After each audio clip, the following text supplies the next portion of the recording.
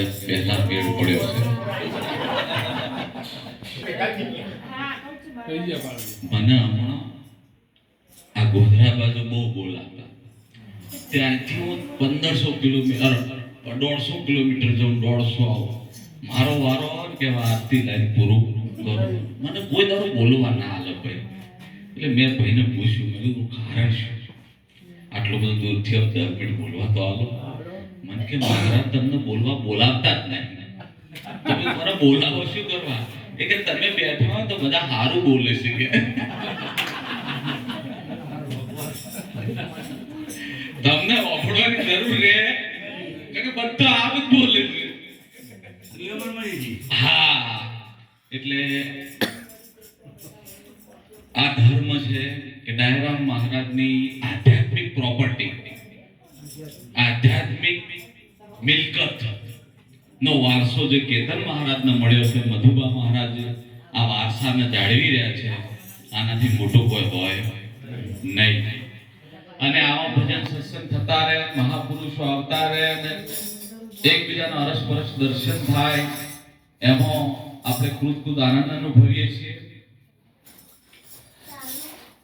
હમણાં એક સ્કૂલની અંદર બે ભાઈ હગા સ્કૂલમાં ભણવા જાય, એટલે શિક્ષકે કીધું કે કૂતરાનો નિબંધ લખી લાવજો. શેનો? કૂતરાનો નિબંધ લખી લાવજો. એટલે પેલા બે ભાઈ હતા, તે બેને કૂતરાનો નિબંધ તો લખી નાખ્યો. લખીને જ્યારે સાહેબ જોડે ગયા ને, એટલે સાહેબે પહેલા છોકરો તો નીનો મોટા છોકરાનો નિબંધ જોયો, ફોર્મમાંથી 99 માર્ક આપી દીધા. પછી બીજા છોકરાનો નિબંધ જોયો ને, એટલે જેવો પેલા છોકરાએ લખ્યો હતો એવો ને એવો મને લખેલો, એટલે પેલાએ સીધા 30 માર્ક આપી દીધા. નાના છોકરાને લાગ્યું ખોટું કે આવડો નિબંધ જો મેં લખ્યો છે મારા ભાઈ, તો મને જ ઓછા માર્ક મળ્યા. ઘેર જઈને બાપાને કીધું, જો બાપુ એક સદગુરુનું કામ કરે છે. સંત શું કામ કરે? સંતનો મહિમા ક્યાં છે? સંતની વાત જો પડી છે, સમજવા જેવી છે. આ બાપાએ જઈને નાના છોકરાને રડતું જોઈને કીધું કે શું થયું બેટા? કે બાપા મોટા ભાઈને 99 મારે ને મારા 30 મારે. કે એમ તું ગભરાય શું કરવા? જા સાહેબ જોડે પાછો જઈને કહી દે. કે શું કહું બાપા? કે સાહેબને એટલું જ કહી દેજે કે અમારા ઘરમાં એક જ કૂતરો છે. અમારા ઘરમાં એક જ કૂતરો છે. જો બે હોય તો અલગ અલગ પણ કે એક જ છે. પેલા સાહેબને ધડાકા પર કે સાહેબ ફોર્મમાંથી હોવા આલો. કે ચમ? મારા બાપા જોડે વાત થઈ છે, મારા ઘરમાં એક જ કૂતરો, તો ઈ એક જ કૂતરો તો બે તો હોય બે તો હોય પર જે કરતો હોય કરે.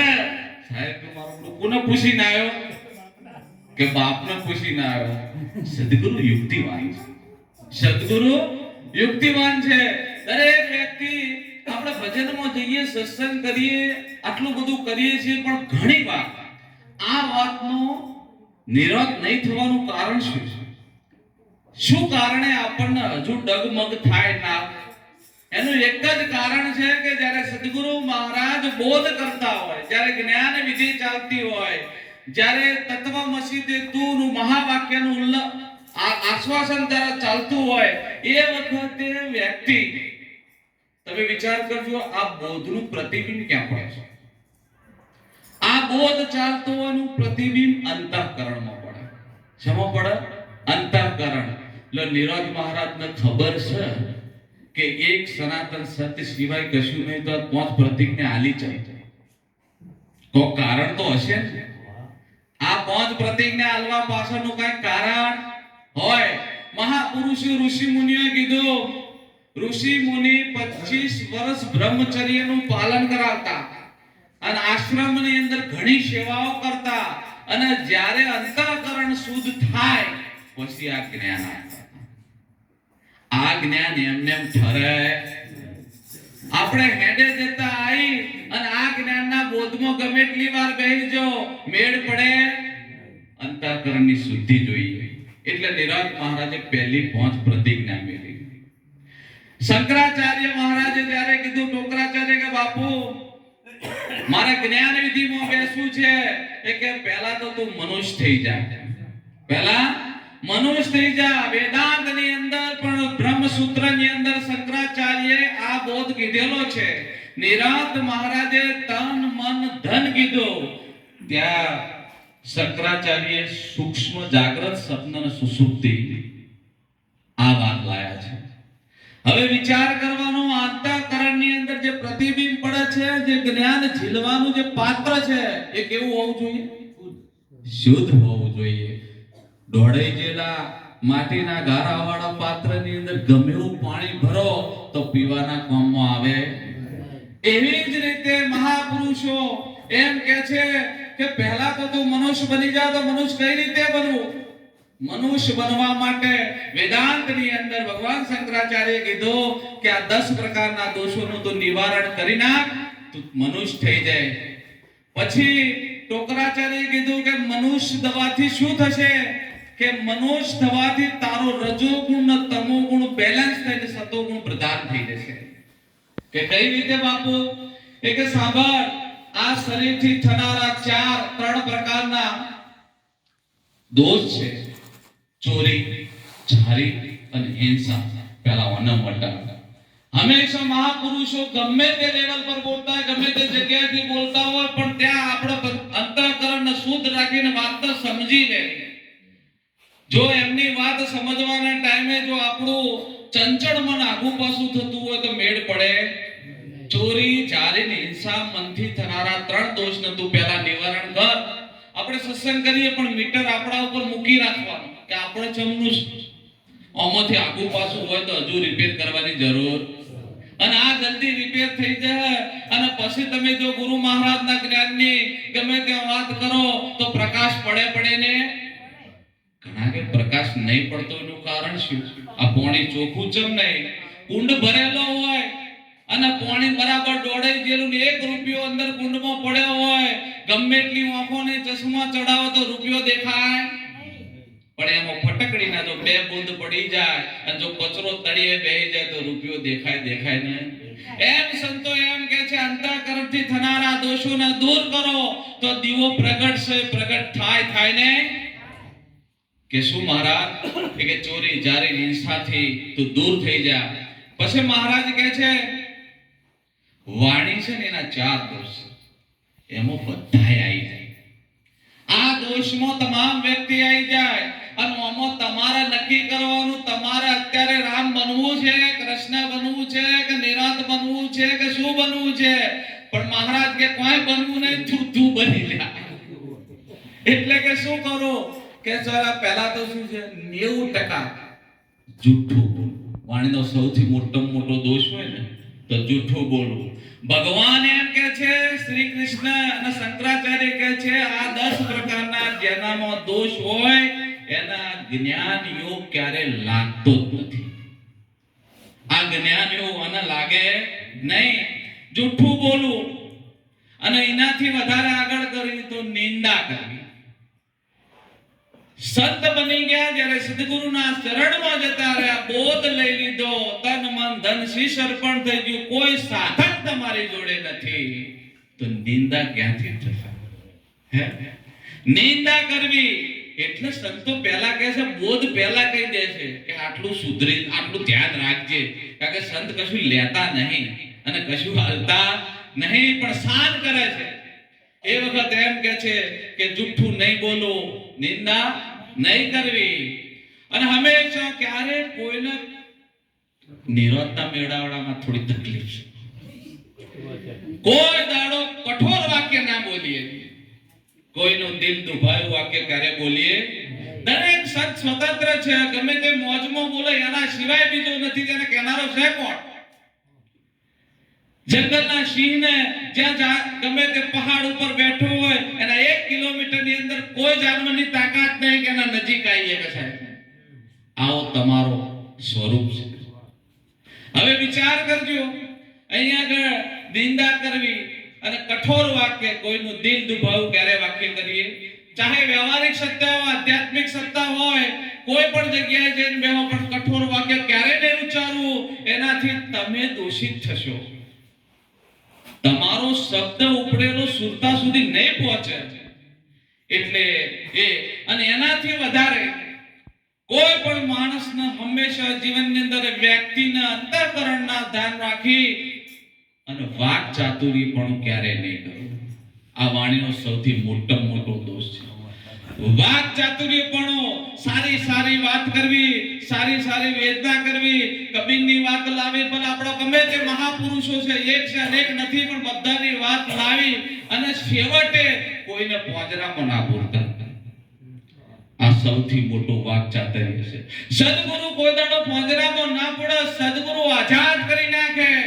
એક પક્ષી હોય, એનું બચ્ચું જ્યારે એના ગુણ આગળ ના ધારણ કર્યા હોય એ પહેલા તમે જોજો પક્ષી એને તૈયાર કરે છે.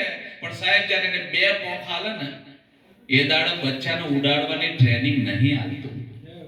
કોઈ દાડો કોઈ પક્ષી જોયું એના બચ્ચાને કે ઉડવાની પ્રેક્ટિસ આલતા નથી જોયું. અને આપણે કેમ આપણા માણસો આપણા વ્યક્તિઓને પ્રેક્ટિસ આલવી પડે છે. વિચાર કરજો. પણ જો પક્ષી એટલું ચાતો, આપણે કે દરેક વસ્તુમાં પરમાત્મા છે, તો પક્ષી શું કરે છે? બે પોખ જ્યારે બચ્ચું ફફડાવવાનું ચાલુ કરે ને એટલે એની માને માળામાંથી ધક્કો મારી દે. અને જેવો ધક્કો મારે એ બે પોખ એની ખુલી જાય, એ દાડ આકાશમાં જતું રહે. એ દાડ આકાશમાં જતું રહે. સદગુરુ મહારાજ આ તમામ દોષો દૂર કરી અને તમારી સ્વયંની પોખો જ્યારે જાગૃત થાય ત્યારે સદગુરુ તમને સ્વતંત્ર કરી નાખે, ગુલામ ના રાખે. સંત ક્યારે કોઈને ગુલામ રાખે? ગુલામ તો ગુરવા લોકો રાખે. સંત કોઈ દાડો કોઈને ગુલામ ના રાખે. સંતને બધી ખબર વ્યાપક અવસ્થા છે, અસંગ અવસ્થા છે, કોને ગુલામ રાખવાના? પણ મહાપુરુષો કહે છે ભળજો તો ભેગા, ભાવ કરીને ભેગા ભળજો, અરસ પરસ વાત કરજો. વાત બીજી છે, અહીંયા આગળ આ 3-4 દોષ જો વાણીના તમારામાંથી શુદ્ધિકરણ પામે, પવિત્ર થઈ જાય, તો પછી એનાથી આગળનું સ્ટેપ મનનું આવે. મન છે ને એ જબરજસ્ત, જેની વાત આપણે નિરાંતમાં આપણે ઘણું કહીએ છીએ, પણ લેવલની વાત સારી. શરૂઆતના સંજોગોની વાત એવી છે કે મનના પણ 3 દોષ છે. અતિ ચંચળતા. બેઠા હોય ભજનમાં, 12 વાગ્યા છે, ઊંઘ આવે છે, આ છે તે છે, મોડું થા, પેલા જતા ના રે. આ ચંચળતા કોઈ દાડો આ ઘડાના પાણી ભરવા દે. અહીંયા મોથું આલવાની વાત છે અને કોઈ જાગરણ કરવા તૈયાર નહીં. કે ગુરુ મહારાજ તને માથું આપી દઉં, આ ચોપડી ઉતારી ચપ્પલ પહેરી તને પહેરાવું, પણ તારા માટે અડધો કલાક જાગું નહીં. સંતો કહે છે પારસ લોખંડ બને ને તો લોખંડ સોનું કરી નાખે, પણ સંતો એવો પારસ મણી છે જો ટચ થઈ જાય ને તો તમને સંત બનાવી દે. દોરાવા આગા પાછા રવા દે. સદગુરુ કોને કહેવાય? સદગુરુ જ્યારે બોધ કરે, શિષ્ય સદગુરુ બે રવા દે. બધું દાટીને કબર ઉપર બેહાયેલા સદગુરુ કહેવાય. સ્વતંત્રતા, કોઈ પરતંત્રતા નહીં. અને એવું તમારું સ્વયં સ્વરૂપ છે. વાણી ઉચ્ચારણ ક્યાંથી કરો? સ્વયંમાંથી બોલો. શબ્દ તો સરિતા છે, એ તો આવવાનો, પણ આ લક્ષણ ચોથી આવે છે એ વિચાર કરવાનો. મનની ચંચળતા, અતિ તૃષ્ણા, ભેગું કરવું છે, કમાવું છે, ખૂબ પૈસા પ્રોપર્ટી કરવી છે, આ કરવું છે, તે કરવું, બધું જ આવી ગયું, પણ કોઈને ખબર નથી આ તારી પ્રોપર્ટી નથી. સતો એટલી બધી તૃષ્ણા. દેહ વિલય થઈ ગયેલા કોઈ દાડો કહેવા રહેતા નહીં કે આ તિજોરીની, આ બંગલાની ચાવી આ તિજોરીમાં પડી છે. વિચાર કરો, અતિ તૃષ્ણા માણસના એ જ્ઞાનનો યોગ ઠરવા દેતી નથી. પછી છેલ્લો એવો દોષ છે, એ દોષનું નિવારણ કરવા માટે બહુ અજીબ ખેલ છે, બુદ્ધિની મંદતા. અર્જુનજી ભગવાનને પૂછ્યું કે હે કેશવ, કદાચ આ બધા દોષ કોઈનામાં ના હોય અને શુદ્ધ ને પવિત્ર હોય, પણ પ્રકૃતિના અંશે જો બુદ્ધિની મંદતા હોય, સમજણ શક્તિ ના હોય, તો એના માટે શું કરશો? ત્યારે ભગવાન બોલ્યા, યદા યદા હિ ધર્મસ્ય ગ્લાનિર્ ભવતિ ભારત. આ ભગવાને કીધું જેની બુદ્ધિની મંદતા છે, એના માટે હું સદગુરુના સ્વરૂપમાં યુગે યુગે આવીશ. વિચાર કરો, આ બેઠા એ બધા એ જ છે. આમાં તલભાર ઓછો, ઘેર છોકરાને ઘરના ના સમજાવે ને આપણને સમજાવે છે, એની કરુણા કેટલી છે. તમે વિચાર કરો, આ મહાપુરુષોની કરુણા કેટલી છે. ભગવાન કૃષ્ણએ, તમે સાંભળ્યું કોઈ દાડ રૂકમણીની વાત કરી? કોઈ દાડ એના પ્રદ્યુમ્નને બિહારીને એમ કીધું આત્માને ઓળખી લે? હે, કોઈને ના કીધું. ઠેઠ થઈના છોકરા જોડે પહોંચ્યો કે અર્જુન જાગી જા, અર્જુન જાગી જા, જાગવાનો સમય છે. ભગવાન કહે છે ચારો તરફ વિનાશના વાદળો છવારણ. હે અર્જુન, આ નપુંસકતા આવી ચોથી તારામાં. ઘનઘેર અવસ્થા, સંસાર ઘનઘાર અંધારું છે, વાદળોથી ઘેરાયેલું છે. આ અવસ્થાની અંદર આ સ્વયં સ્વરૂપ સિંહ તના જીવ ભાવ આવ્યો ચોથી. હે, હું જન્મું છું, હું મરું છું, હું જીવું છું, આ ભાવ તારામાં પેદા ક્યાંથી થયો? આ સિંહની ગર્જના ક્યારે થાય? જ્યારે સંત હોય અને સંતની જોડે બેવાથી ત્યારે સ્વયં દીવડો પ્રગટ થાય ને.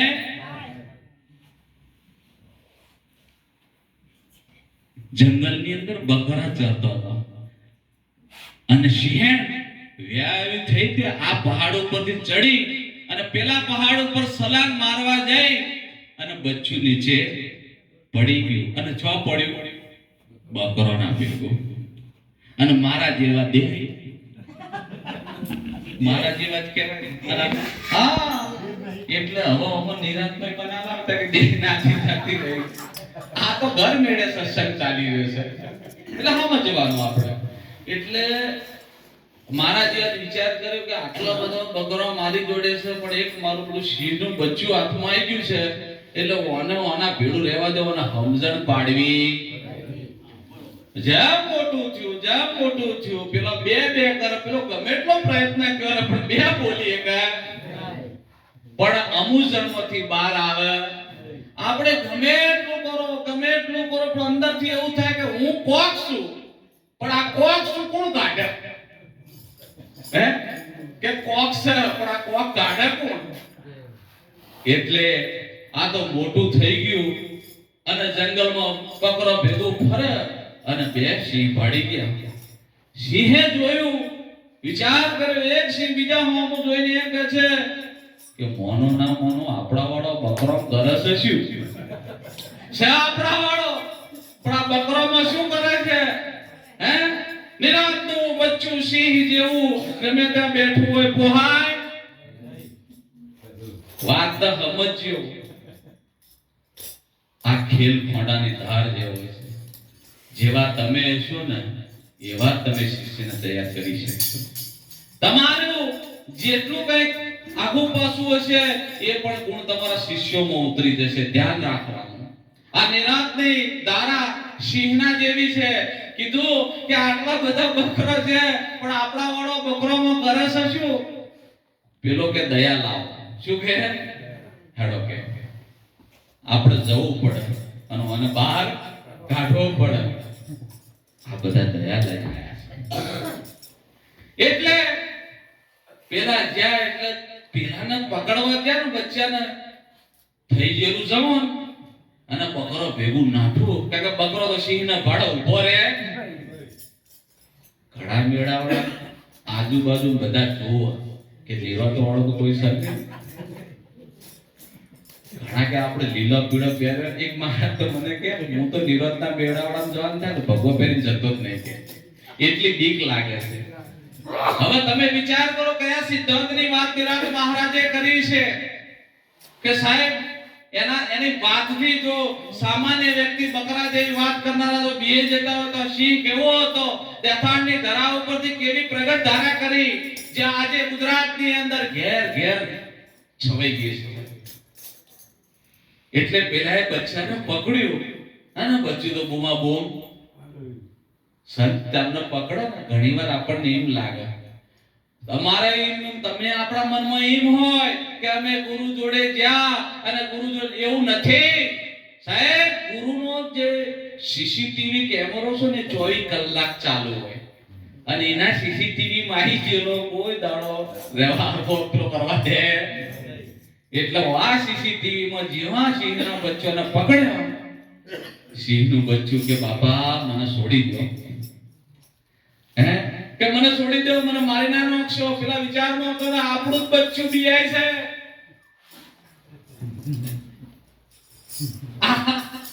આપણું અહીંયા ભગવાને સુંદર વાત કરી. હે અર્જુન, જીવ સનાતન બ્રહ્મ છે.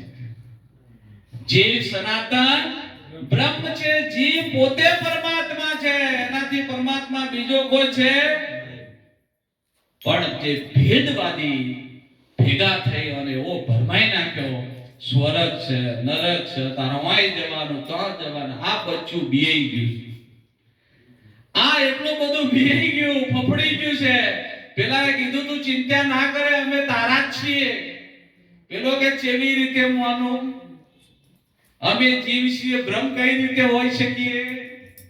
ઓના લઈ જઈને કુવાના કિનારે ભાઈ બકરાને એક હાથમાં એક સિંહે પકડ્યો, એક સિંહના બચ્ચાને પકડ્યું અને પેલા કુવાની અંદર આમ કરીને સિંહના બચ્ચાને કે હવે જોજે.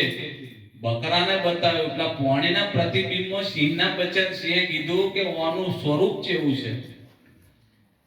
એટલે કે તારું સ્વરૂપ ને બે જો કે મેળ પડે એવો નથી. પછી બચ્ચું બોલ્યું કે મોનો ના મહારાજ તમે નહીં એક છીએ. તમે એક છીએ. આ તો બોધ ના લીધો હોય ત્યારે તો આપણે ઘણું કહીએ, પણ જ્યારે બોધ થઈ જાય, સ્વરૂપનું જ્ઞાન થઈ જાય પછી કે આપણે બે જુદા.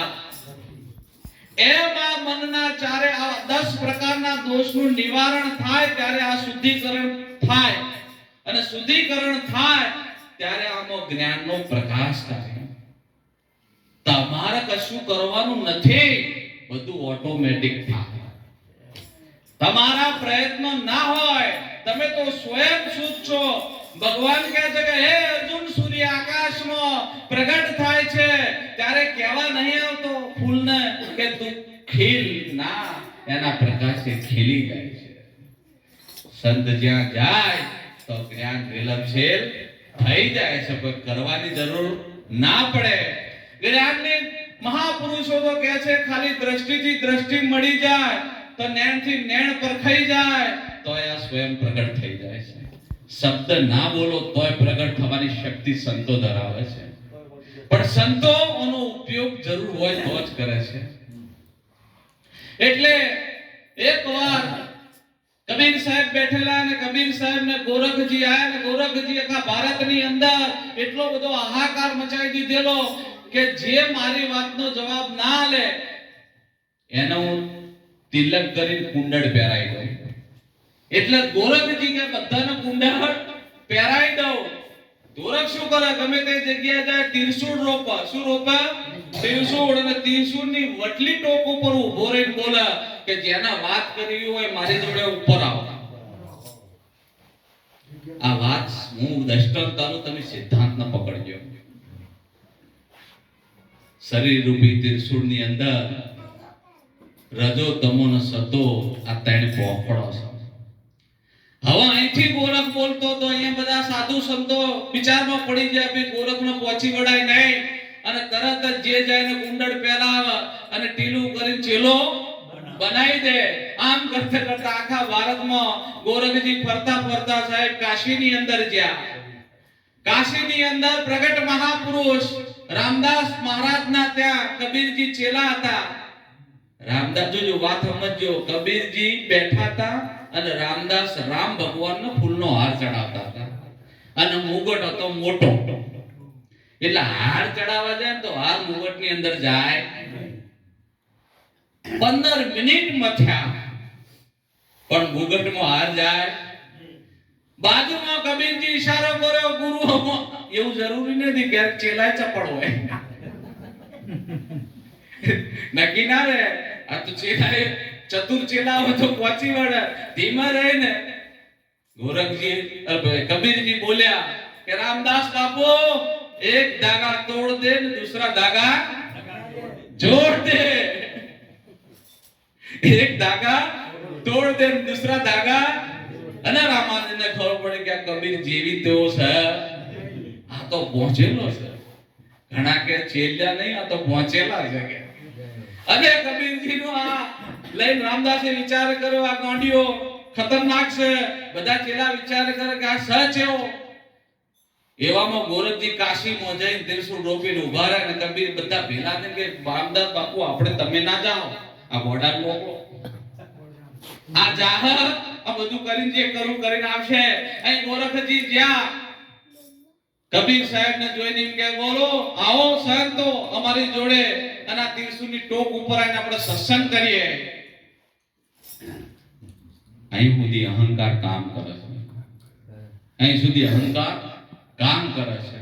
અને અહીં આગળ કબીરજીએ આમ કરીને ગોરખના પહેરેલા કપડામાંથી 2 ધાગા ઉડાડીને એને ભૂ બનાવીને ફૂંક મારીને આકાશમાં મોકલી દીધું.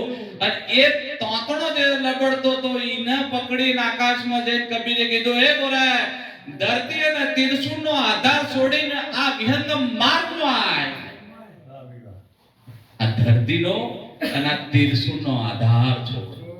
તારા વાત કરી હોય સત્સંગ કરો તો વિહંગમ માર્ગમાં આય ઉપર આવી જા.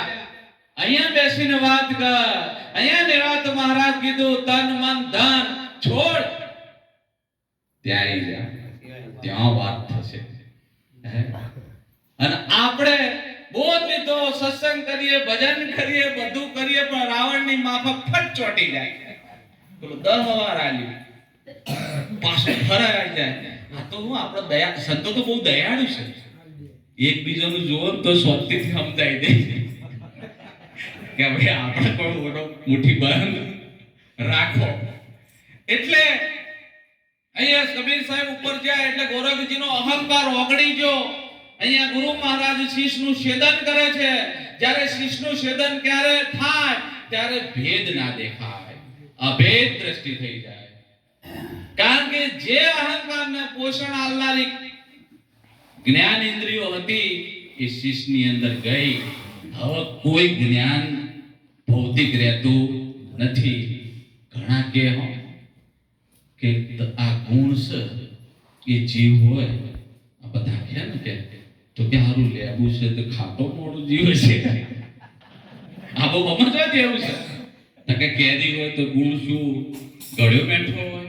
આ ચોમ સુધી બોલાય, આ ત્યાં સુધી બોલાય છે હરખું આલ્યું ના હોય. જે દાડ તમે અહીંથી ઉતારીને મૂક્યું તો પછી આ બધો વિષય રહે ખરો. અહીંયા સિદ્ધ સ્વયંની વાત થાય. ત્યારે ગોરખજીને પૂછ્યું કે કબીર સાહેબને કે બાપુ હવે તમે પ્રગટ થઈ અને મને વાત સમજાવો. આ અમારો તો ભેખ આજનો, તમારો ભેખ ક્યારનો છે? કબીરે કીધું કબીર તો દયાળુ, બધા સંતો દયાળુ હોય. કોઈ પણનો અહંકાર તોડવા માટે ગમે તે યુક્તિ લાવે, પણ જ્યારે એનો અહંકાર જતો રહે ત્યારે એમાં સત પ્રગટ કર્યા વગર રહે. ઘરના આંગણામાં આપણો બગીચો બનાવ્યો હોય ને અને જો પત્તો ખરેલો પડ્યો હોય ને એટલે આપણો આમ સાફ કરવા માટે હાથ લઈને મહેનત કરીએ, પણ ભૂલથી વીજળીનો તાર હાથમાં આવી જાય. આપણે છોડાવવું હોય પણ વીજળી કોઈ ના છોડે ખરી? ના છોડે. એમ સંત જો એક વાર એના કેમેરામાં તમે આવી ગયા તો સાહેબ તમારો દીવો પ્રગટ કર્યા વગર રહે. એટલે ગોરખજીને પૂછ્યું કે તમે તમારો ભેખ ક્યાં, તમે ક્યારના છો? કબીર સાહેબે કીધું પવન પાણી નભે નહીં હોતા, ધરતી આકાશ નહીં તારા પવન પાણી નભે નહીં હોતા, ધરતી આકાશ નહીં તારા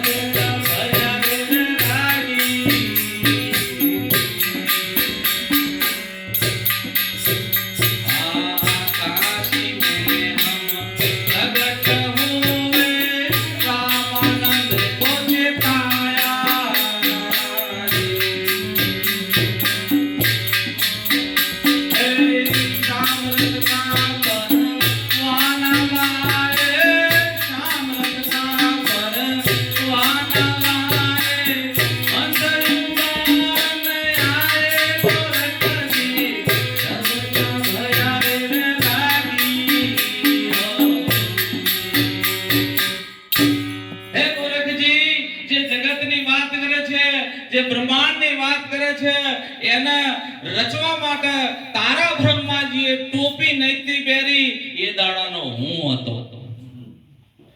આ જગતનું પાલન કરવાનો વિષ્ણુએ ઠેકો નતો લીધો, આ જગતનો સંહાર કરવાનો શંકરે નતો ઠેકો લીધો. હે ગોરખજી, એ દાડાનો હું હતો. અહીંયા નિરાંત મહારાજ કહે છે જૂનામાં જૂનો હું હતો.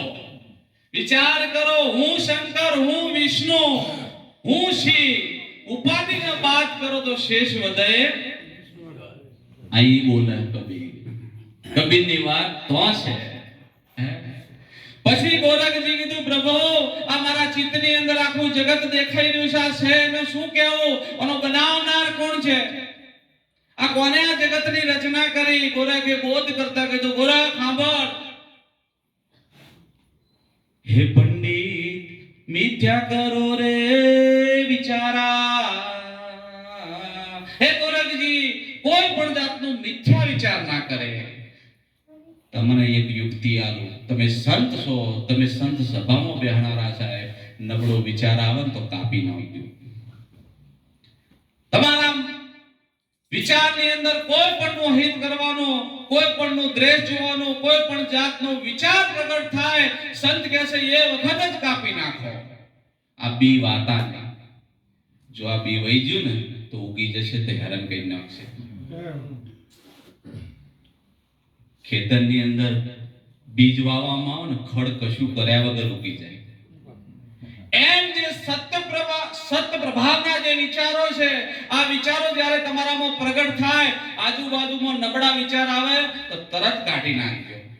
સાહેબ, જે દાડે તમે આ વિચારોને કાઢી નાખશો, એ દાડે સૂર્ય જેવા ઝળકતા હશો, જ્યોતિની માગ પ્રગટ હશો, અનંત સૂર્યોના કોટી જેટલો તમારામાં પ્રકાશ હશે. જેમ કે તમે બીજાને પહેરવા નહીં દેતા. ભૂલ ક્યાં કરો છો? ગોડાઉન બનાવી દીધું છે. આ ભૂલ છે. તમે ગોડાઉન બનાવી દીધું છે. જે આવે હંબો, જે આવે હંબો. નહીં, સંતો કહે છે બોધ થઈ ગયો, સતની સમજણ પડી ગઈ. કોઈ પણ આવનારા વાવાઝોડાને અટકાય અને ત્યાંથી કાપી નાખ. અહીંયા ભગવાન શ્રી કૃષ્ણ અર્જુનને કીધું, હે અર્જુન, જ્ઞાન અગ્નિ જ્યારે પ્રગટ થાય ત્યારે તમામ કર્મોને પાડીને ખાક કરી નાખે છે. મુખની અંદર તારા જ્ઞાન અગ્નિ છે. આવનારા તમામ વાવાઝોડાને ત્યાં જ પાડી નાખશે. સૂર્ય કોઈ દાડો એમ નહીં કહેતો કે હું બધાને પાડીને ખાક કરી નાખું, પણ સાહેબ સૂર્યની જોડે પણ કોઈ જઈએ તો એમ સંત ક્યારે તમને એમ નથી કહેતો હું આમ કરી નાખું તેમ કશું નહીં. જો ભૂલથી એ બાજુ જતા રહ્યા તો પાછા આવો. મેઠાની પૂતળી હતી તે વિચાર કર્યો કે આ દરિયાનું માપ કાઢી આપ્યું. એને વિચાર આવે ને પાછો કે આ દરિયો કેટલો ઊંડો છે. એકવાર જઈ અને આનું માપ કાઢીને પાછી કિનારા ઉપર જઈ અને મેઠાની પૂતળી વિચાર કર્યો, મારો કૂદકો કે હું બધું તળિયું જ ગોઈને આવું. આ તળિયે પોંગા ખરી વચ્ચે પતિજી એમ સદગુરુનું જો માપ કાઢવા નીકળ્યા ને, તમે નહીં રહો, સદગુરુ જ રહેશે. આ બે ભાવ જતા રહેશે, ભેદ જતો રહેશે, ભેદ રહી જશે. અહીંયા આગળ ઓરખજીને કીધું, હે પંડિત મિથ્યા કરો રે વિચારા, એ નથી આ સૃષ્ટિ નહીં કોઈ સર્જનહારા. રે પંડિત મિથ્યા કરો રે વિચારા. હે પંડિતજી, તમે કોઈ વિચાર ના કરશો. આ સૃષ્ટિ નહીં તેનો સર્જનહાર ક્યાંથી હોય? વસ્તુ બની હોય તો બનાવનાર હોય. વસ્તુ બને તો બનાવનાર હોય. અહીંયા આગળ વશિષ્ઠ મુનિ કીધું તું ત્રણ કાળમાં રામ આ જગત છે જ નહીં. તો જગત ના હોય તો બનાવનાર ક્યાંથી હોય? પંડિત મિથ્યા કરો રે વિચારા, એ નથી આ સૃષ્ટિ નહીં કોઈ સર્જનહારા. પંડિત મિથ્યા કરો રે વિચારા. સ્થૂળ અસ્થૂળ પવન નહીં પાણી, રવિ શશી ધરણી નહીં નીરા. ज्योति स्वरूप काल नहीं वहां पर, ज्योति स्वरूप काल नहीं वहां पर, बचन आदि नहीं शरीरा. पंडित जी मिथ्या करो रे विचारा. જોવાને કેટલું ઉડાડી દીધું એક સેકન્ડમાં. સ્થૂળ અસ્થૂળ પવન ને પાણી, રવિ શશી ધરણી નહીં નીરા. જ્યોતિ સ્વરૂપ કાલ નહીં. યોગ્યો ચો ઉભા રહ્યા છે? જ્યોતિમાં. યોગ્યો ચો ઉભા રહ્યા છે? જ્યોતિમાં. અને ત્યાં કબીર શું છે કે જ્યોતિ સ્વરૂપ કાલ નહીં બચન આદિ નહીં શરીરા. અહીંયા જીવન શરીરને બેને કાઢી નાખ્યું. હે, આ મહાપુરુષો કઈ હદે બોલે છે? સ્વયંમાંથી બોલી રહ્યા છે. એક સ્વયંમાં કે સ્વયંમાં જાગવાનું કે તમે શું છો, તમે કેવા હતા, શું હતું. સંત તમને સ્વયં તરફ ઇશારો કરે છે. અને આ બધા જ મહાપુરુષો તમે સ્વયંને પ્રાપ્ત કરી ચૂકેલા છો. અરસ પરસ દર્શન અને આ મેળાનો મંડપ છે. એટલે કદાચ ટાઈમ બહુ થઈ ગયો લાગે. આમાં શું થાય છે?